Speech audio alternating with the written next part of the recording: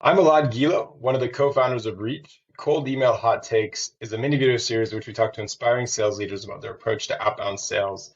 In this week's episode, we're excited to be joined by Chet from Jelly Smack, aka the Sales Doctor. Can you quickly introduce yourself, Chet? Yeah, lad. Thank you for having me. Yeah, Chet Lovegren, also known as the Sales Doctor, currently working as the head of sales development at Jelly Smack on my third SDR team, building it out from scratch. So exciting stuff, and happy to be here and share some of my outbound knowledge. Amazing. Yeah, no, you have a super interesting background and journey that you've gone through to get into software sales. So we're excited to have you with us to share your insights. Also, you've been, promoted super fast over your career, so it's really exciting. Um, the first thing that comes to mind usually when we have these conversations and us working outbound sales in this world where everyone is just inundated with so many cold and often really generic emails. What are some of the things that you teach your reps to do to stand out, right, and to get noticed? Yeah, I think a big one is email is quickly becoming junk mail. So while there are a lot of tools out there that are going to help you craft the right sequence structure, the right perfect cold email, all that stuff, like I think my biggest tip is always like less is more, and realizing that I think it's 82% of people that opened emails last year did them on their phone. So like there's this whole conversation now that a lot of people are having about inbox triage and how executives and decision makers and the people we're potentially reaching out to evaluate their emails. Like I think if you pulled up my Gmail right now, my personal Gmail, I probably have like 18,350. I'm one of those people that doesn't open every Right, email. So like there's a right. lot of stuff that just like, I never went through and clicked on subscribe on these things, or like old salespeople trying to contact me about things, or consumer sales things. Like we're getting so much information from everywhere that the faster you can get your message out, the better you can make your preview, the better you can make your subject line. It's all about those steps, right? I want my email to get opened. Okay, then have a kick-ass subject line, 2 to 3 words max. Put in an emoji, right? Like that's what I say. And then you know to realize there's going to be a preview line, right? That's the part that if I read the subject line, I'm going to look at the preview line. I'm like, oh, is that first line interesting? Is it relevant? Or does it start off with, hey, Chet? And I'm like, okay, somebody's trying to sell me something, right? Because most of the emails I get that I open up from people don't have hey, Chet, because we're already in an active conversation, or they know me, or they're just shooting me a message or something like that. So it's all about working your way to get to the open. And then once it's opened, what is that messaging inside? What's compelling about it? And I think video is a great way to overcome a lot of the friction that we have in email and a lot of the lack of attention that people have when it comes to reading. I mean, I don't know about you, but 23 books read this year already, and not a single one actually read. They were all listened to. I'm an Audible guy. I don't like sitting down and reading. I just can't do that myself. And so a little bit of is probably my own precognitive bias towards email a little bit, because I can't just sit through and watch an email. But I love it. Hey, Chet, wondered if this was relevant to you as a head of sales development at a company that speaks to content creators all day long. Check out the video and let me know. And then putting in a little 60-second video that maybe explains 1 or 2 points real quickly on a product one pager with a call to action. I think there's just so much more that we can do other than just writing a formalized marketing centric email about our value props and what we can do. And you really need to become an expert in sales copy and copywriting and what gets people's attention in order just to get like a little bit of that return to get someone to open your email. But I think big things are like, keep it short, recognize where your users are. They're living on their phones. They're looking at 5 emails at a time. Is this relevant? No, no, no, no, no. Delete, right? So they're not even opening those emails. They're just mass deleting them. And so understanding how your user operates and what their habits are and how they're accessing the information will help you better craft the information and the medium in which you deliver it.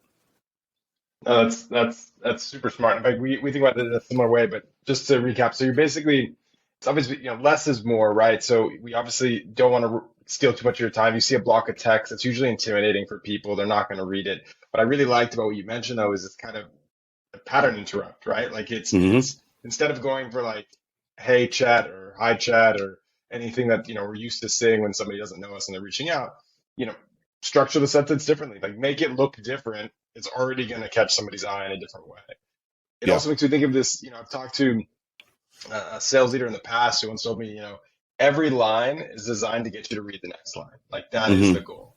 And so you don't have, if you think about it in that way, it's like, all right, as you mentioned, you start with the subject line, and then from there, okay, it gets you to read the preview line, and from there, it gets you to read kind of the hook, and after that, okay, what's the soft CTA, right? Like super, super simple. Yeah. Video is really interesting, as you mentioned, because like that's something I will admit we haven't really experimented with too much. What are some best practices around that? I mean, you mentioned 60 seconds. Is that kind of what you see as like the optimal time, or? Well, it's similar to what you just said about, this gets you this amount of time, right? I call it the Marvel teaser theory. So like on TV now, every time a Marvel movie or a TV show is released, they do like a 30-second spot, right? It's a little mini clip of what's to come. And at the end, they say, go to YouTube for the full trailer. So now you go to Marvel's website to watch the full trailer, and they're also making ad revenue on you because they're playing an ad ahead of the trailer, right? So it's brilliant, right? They pay for a very small 30-second ad to get people to go watch something. And now we have 10 million views on this Thor Love and Thunder trailer. So I kind of think of video as the same way. Like that video is kind of the teaser for what's to come next if you pull that CTA, right? If you end up taking that call to action. 60 seconds though, some people can get really long-winded. I mean, if I was to give you a 60-second breakdown of it, it's start on someone's LinkedIn page, their company page, something that's relevant to them. At Jelly Smack, we start on people's YouTube page because it catches their eye. It's like, why is this person got my page up on their video? Like, what is this? What are they about to like give me a full critique? Start off with a wave. Hey lad, Chet over here at Jelly Smack. And then your first line, right? Like the relevance. Think about the relevance. Reaching out to you because you've been growing your page really well. I see that you went from 750,000 to 1.2 million subscribers last year. That's incredible growth. And then you flip over to your one page. And then you kind of cover one or two things, right? Because typically a one pager has 1 point, 2 points, and 3 points, right? This stat, this stat, and this stat. So you kind of go, we help creators multi-platform their approach by sharing things over to YouTube that helps them increase their ad revenue by XYZ. If this sounds like something you'd be interested in learning more about, or if it's relevant to you, would love your feedback. Either way, thanks for watching my video and looking forward to connecting. Right? It's very straight and to the point. Your user view times will just shoot up exponentially if you send them 60-second video. Because when you play video too, you can see in the bottom right, like how long is this going to be? If I see over a minute, I'm kind of like, I don't really sit through a minute. If I see 45 seconds, I'm like, not a big deal. Plus now with a lot of the video tools, there are like built-in CTAs and calendars that links that you can connect to. Like it's really advanced. So there's a lot of additional stuff you can do, but it's really all about like making it relevant to them, personalizing it by being on their page, waving, smiling, being personable, putting a face to the name, and also recognizing that this helps you eliminate stranger danger, right? If somebody sees who you are, they hear your voice, you're no longer a monolith to them. You're no longer just a name attached to an email domain. You're an actual person with a voice, with a personality, with a reason for outreaching. And so that's why I think that video is just, it's so key to put in as many of your emails as possible, as long as it's relevant. You don't want to send 3 emails in a row with videos just introducing yourself and your product one pager. You have to make it relevant in every step of the prospect journey. No, it's super smart. And I love how it's kind of the ultimate personalization being on their page, talking about them. Obviously probably takes a little more work, but probably also pays off in terms of the reply rate that you'd get with something like that. In terms of personalizations, obviously this is a great example, and I think a very creative way of doing personalization that probably not everyone is utilizing. Do you guys also do other types of personalization, even like obviously within text when you're writing, things that you would reference, whether it's about their personal bio or about the company or something like that? Yeah, and to your point, it actually it doesn't take a lot of time. I could pull up your LinkedIn right now and I could see that, you're at least a second-time co-founder, right? In like literally 4 seconds, I can find something. Hey, as a 2-time co-founder, this is what I know is important for co-founders as they're scaling their business, right? It takes you 2 seconds. You could easily see their YouTube traction for the content creators that we reach out to, because that's who we're speaking to all day long. We're speaking to content creators. I can easily see their page growth. I can easily see over the last 30 days what was their biggest video, right? It takes literally no more than 10 seconds. In terms of other ways to personalize, I think at Pavilion, when I was reaching out to B2B companies, building the team there, and we were talking to B2B SaaS companies, we always had a snippet that we would put as the relevance in the first line. So we obviously had our sales cadence with our emails, but we allowed that first line to be a snippet. And we had different named snippets depending on the most relevant LinkedIn insight. So was there headcount growth over the last 6 months? Was there headcount loss?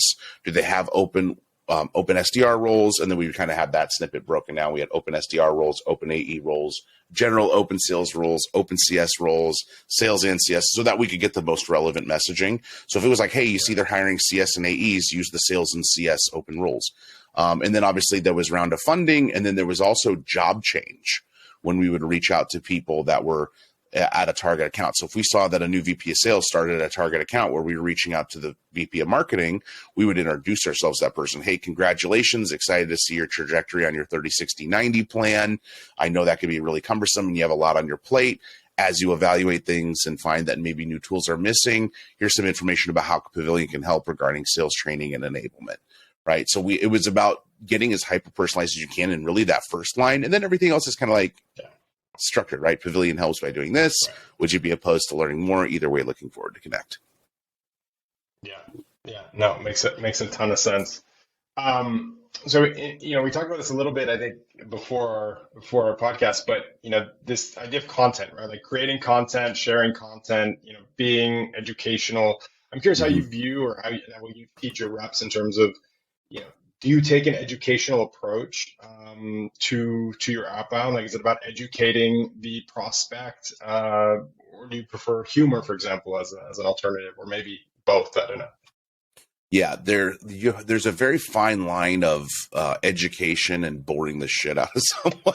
Like, you have to be very careful, but you have to make it thought provoking, right? You have to be very thought provoking about what you're sending, and what I mean by that is, hey, our product helps you save time and money. That's just not going to get me to pull the trigger. And remember who you're speaking to. Like, we were talking before this, my career background. Like, I had 7 years of sales experience in commercial insurance before I jumped into software sales. In 2020, I started as an account executive. I moved into a management role, then a director role, and now I'm in a head of sales development role. So I went from, individual contributor to department head in about 3 years. I mean, so what's important to me? Knocking my number out of the park so I can keep earning more money, keep growing, keep moving up on the ladder. You know what I mean? Well, how are you going to make me more money? Well, you have to know what sales development leaders struggle with in order to know what's going to best overcome what I'm dealing with. And by highlighting one or two key things that are relevant to your product that you as the expert, because guess what? I only have 3 companies worth of leading sales dev teams, expert in sales dev.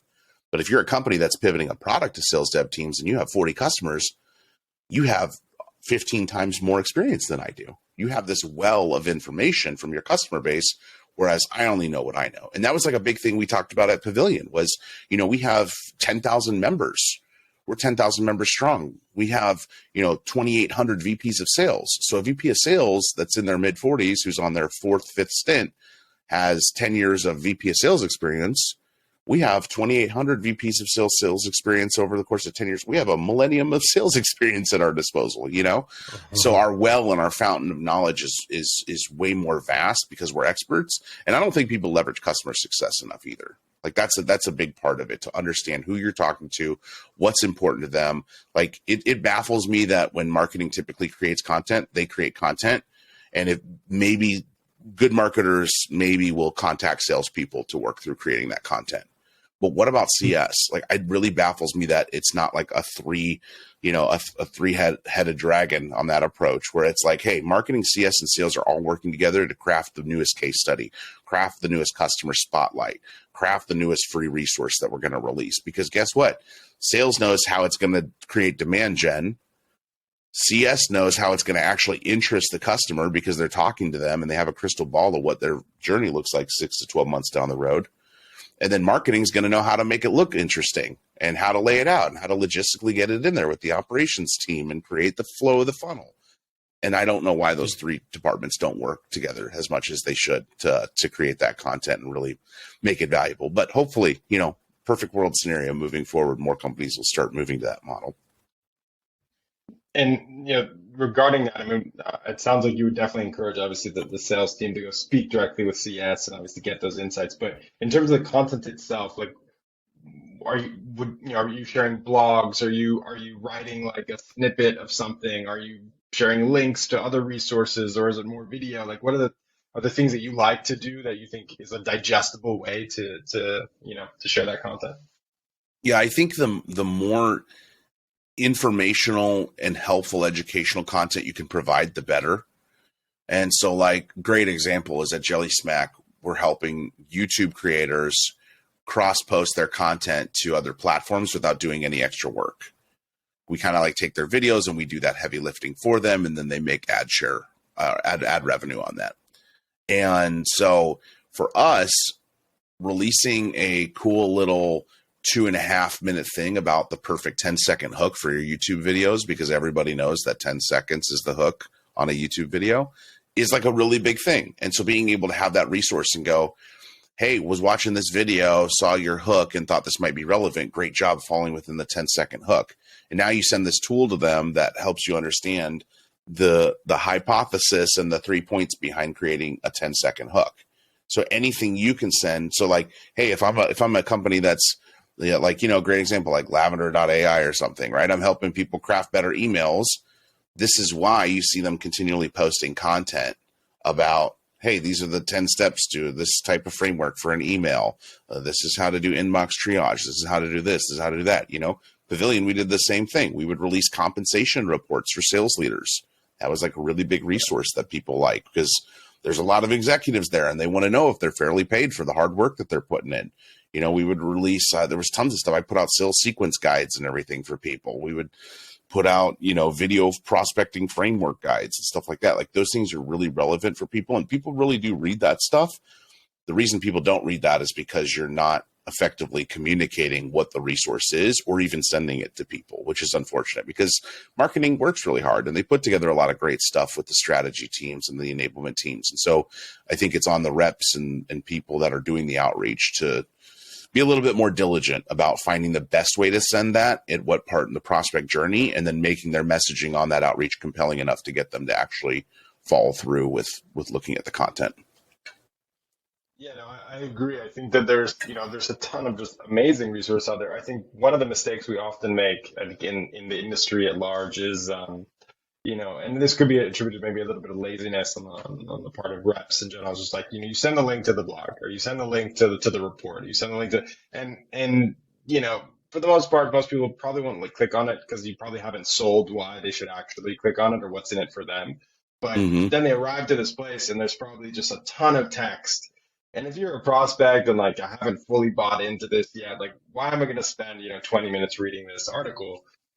I think one of the key things that we're seeing people starting to do is like how to make this content super digestible, right? Like, Yeah. how can you make it easy to share, easy to understand? Maybe it's like, maybe it's making a small video about the content in the first place, or maybe it's writing a post or summarizing it or whatever. I think those are the things that I start to see like really, really good reps do. It's like they'll go above and beyond and not just send like the link, they'll actually like tell you, what's in it for them, and maybe you just give the highlights to you. Yeah. That's winning by design's 3 R's, right? Relevance, request, reward. Hey, this is why I'm reaching out. This is what I'm looking for you to do. And if you do it, this is what you could gain by doing it. People forget that. It's an easy cold outreach framework. Relevance, request, reward. Relevance, request, reward. I like it. In that, speaking kind of in a similar line of thinking, with the idea of content, and I think, I'm sure you guys see this. I mean, we see it. I think most people doing sales see this, right? Like, timing is one of the hardest things to nail in outbound sales. Of course, we look for triggers. We look for things that might, be a sign that the time is right. But it's really hard to nail. And I think as a result, people have kind of gone away from thinking that we have to be like these hunters who have to like, get the kill on the first go, to being more like farmers, and you plant seeds and you nurture and you start to like, try to stay top of mind over a long period of time. You know that, or maybe in 5 months when the timing is right, we'll have that conversation. Is that how you guys like to approach it as well? What are some of the strategies you guys do to kind of stay top of mind, whether it's social selling or nurturing campaigns or other that you do? Yeah. And here's the thing. I'm not a big hunter, but one of my best friends growing up, his dad went hunting all the time. So he was always like giving people deer jerky and elk and all this stuff. You don't just like roll out and like sit around for like an hour and then you get your first deer. Like those guys get up at like 3 a.m. They're out at like 4:30, and they might not see a buck until like, I don't know, like what was like, usually they come back around like 2 o'clock. So they probably get a buck around 10:30. I mean, you're out there for quite a while before you get your first catch.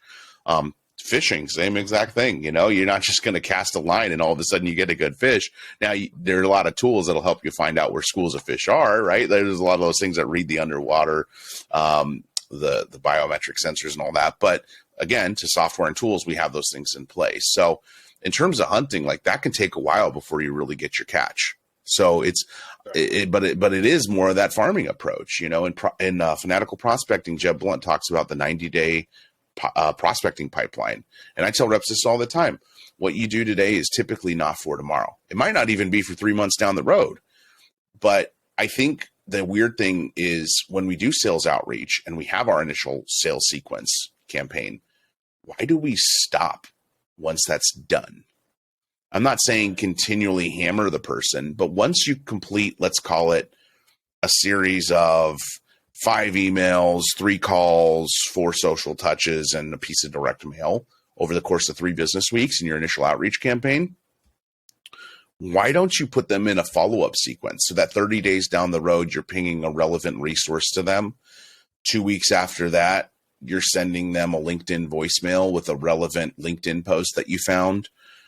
2 weeks after that, you're sending them an email just checking in on like anything you might notice on their company page, looking around, seeing if they had some headcount growth over the last, couple months or so, saying, hey, I thought this was relevant to you, like using those resources and those tools that you have so that then 90 to maybe 180 days down the road, they've had, call it 4 to 5 touches from you. And then you're putting them in a retargeting sequence. But I see this all the time where, in with sales ops and sales where people will stop talking to something, then they drop the lead or the contact out of their name. And then, ops will run these reports of last activity, 90 days plus, and here's a new lead list. But that person hasn't heard from us for 3 months. So now we're starting at ground zero again, right? Like we're not that important. I know everybody loves Twitter and they love their opinion, but you're not that important. Nobody's going to remember who you are because you sent them a series of emails, calls, and social touches 3 months ago. And so by creating a post initial outreach campaign, some sort of drip campaign that sales reps run, not marketing, because nobody likes mass emails, they don't get read, work to do that a little bit better. And I get why we sometimes don't want that as sales leaders, because I don't want somebody having 800 contacts on their name. That's fine. I get that.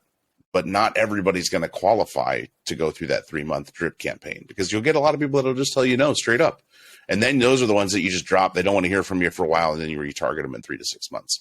But the ones that just don't respond, that you can't contact, yeah, put them through a 3-month drip campaign with 4 to 5 touches. I love it. No, I think it's kind of a requirement now. I think to stay top of mind, and with the amount that people are getting reached out to, we need to be adding value, right? I think it doesn't make sense to do a touch if you don't think you're somehow adding value. But if there's a way, a relevant way to reach out with something new, something interesting, something relevant, some update of the company, some update about, that could be interesting to them, I'm all for it. I think keep touching until you run out of things kind of to say, right? Like if you obviously don't want to be repeating yourself. Nobody wants that. Yeah. And I also realize that some companies don't have the resources to do certain things.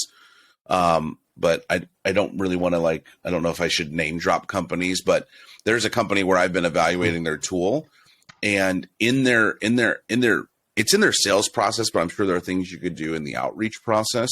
But some things they did in the sales process was they sent me a copy of their CEO's book. This was after the discovery call. They created a custom sales enablement landing page for me to tinker around in, like a light demo that I can tinker around in a sandbox. And they also added me to their sales enablement community that they run through one of these Podia or some site like that, right?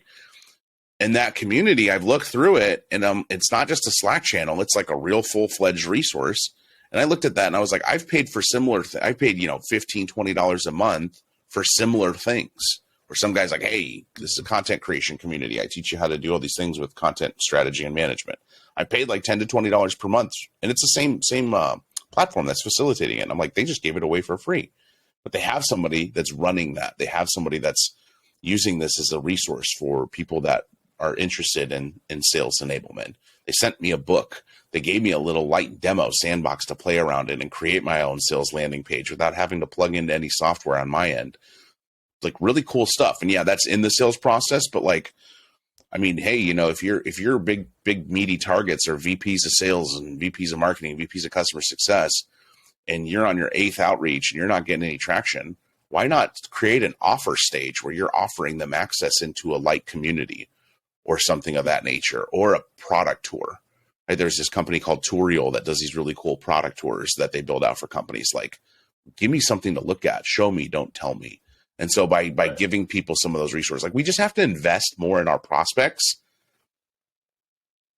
outside of just hiring salespeople to do outreach. Like it's crazy that we're just like, let's go hire a bunch of salespeople. Like, no, why don't you go create some resources, some evergreen living resources that people can use?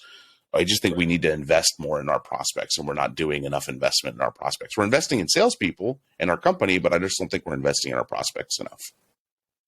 Yeah, I agree with that. I think there's something, it's probably like a mentality shift. I think in the old days we were used to just kind of, hit them up a few times, and if they're interested, they'll buy, and then you kind of move on. And I think now we're realizing that the game has changed, right? Like there's just, Yeah. you really have to do a lot more to stand out. The expectation on the buyer side is very different. So, the bar has been raised, right? Like we have to do more. We have to put in more work. You have to do more research. You have to be more creative. And add more value fundamentally. Like I think some of the ways you mentioned are really key. Some people send even like gift basket. Like literally, there's like companies now that are helping sales teams like send gifts to their prospects, right? Like Yeah. there's so many ways it can be done. So yeah. I mean, look at what you're doing right now. Have a podcast where you bring on sales leaders to talk about things that are probably relevant within your field that you're selling to. Create a podcast that adds value to people so they can go, hey, those are the guys from Reach, like this, create a place where people go. That's what we with Hatch Adventures, we had the Founders Formula podcast because it's designed to be insightful for founders. That's their target audience. Those are the people that we want to engage with on a constant basis over at Hatch Adventures. And so that's what we're doing. We have a podcast that supports that. Colin Mitchell has his podcast, and it filters his CEO and ownership of Salescast, where they create podcasts for companies, right? Like that's a big investment because, it takes time to run it. I know it's late for you all over there right now, early for me here. We've been at it for about an hour, but there's so much value that you're providing to people. Even if it's 2 people, man, even if only 2 people listen to the podcast, that could be someone that goes, oh, this is really interesting. And then they pull the trigger on it. Right. And if an hour of your time leads to one potential prospect, over time that doesn't scale very well, but you're creating a snowball effect of content. You're creating a massive amount of short form content from this, but it's an investment that you have to make early on. And then someday you'll be this massive, huge company and you won't have to worry about that stuff anymore. But especially when you're in like early growth stage, like you have to invest in your prospects. It's not just enough to like raise money and go use that to hire a bunch of salespeople. You have to invest in your prospects. We have to be willing to sacrifice more of our time to give them more value, because that's our why, right? Unless you're just trying to make money, which is a good why to have, but you also you have to have some sort of intrinsic motivation to try to help your prospects and actually change the course of their business and their lives for good. And that can really be facilitated, in my opinion, by investing in them more and getting them more resources and content that they can digest, and also help spur some interest and drive some urgency. 100%. Well, let's end it there, Chet. It's been so much fun talking to you. A lot of really great insights. I think a lot of stuff we hadn't even thought about. Not that we're know everything, but always fun to learn new things, get new ideas on how to reach out. So thank you for taking the time, and we'll have you on again for sure. Appreciate it, Elad. Thank you both.